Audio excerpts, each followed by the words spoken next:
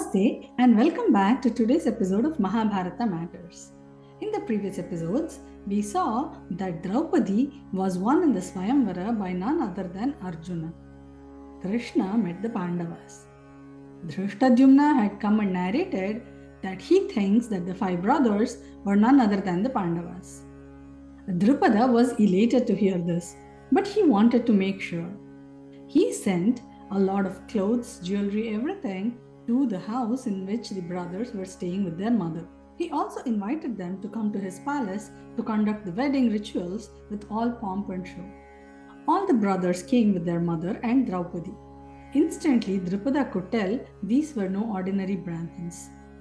The way they walked and carried themselves clearly said they must be Kshatriya warriors.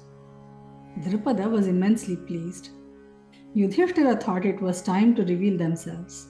He identified himself as Yudhishthira, his brothers as Bhima, Arjuna, Nakula, and Sahadeva. And the lady with Draupadi was Mother Kunti. Drupada was ecstatic. His thoughts had come true. He wanted to perform all the rituals of the wedding with huge grandeur.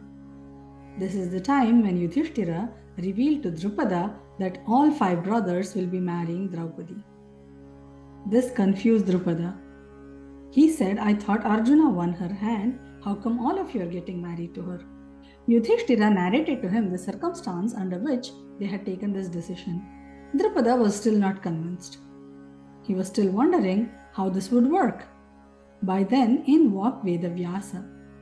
He knew he was needed there. He was the Adhisthana for Dharma.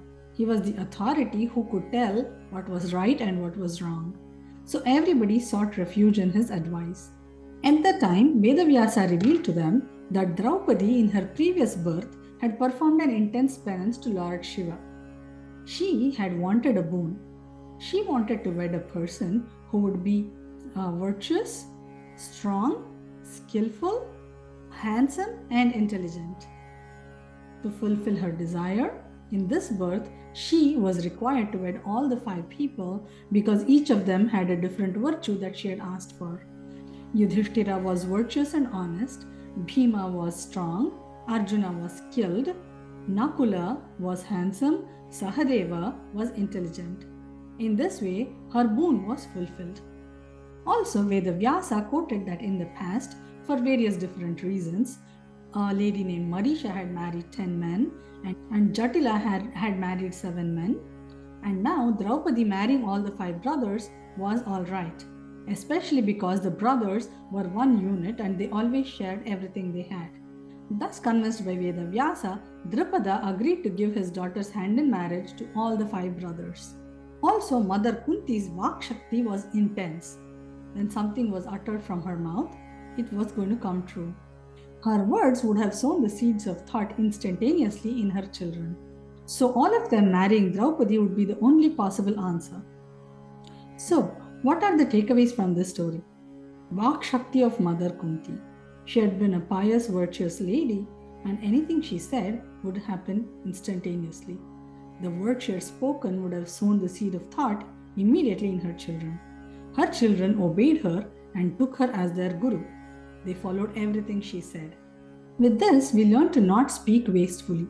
Many times, people speak small white lies for convenience. Children are observing this. They are taught to be honest and tell the truth always, but if they see adults telling lies, it does not match up. If a person's Vak Shakti, which means the strength in their words, if they want to build that, being honest is the only easiest way. With these thoughts, we come to the end of today's episode. Remember, in this series, we are discussing matters of Mahabharata because even today, Mahabharata matters. Hari Om!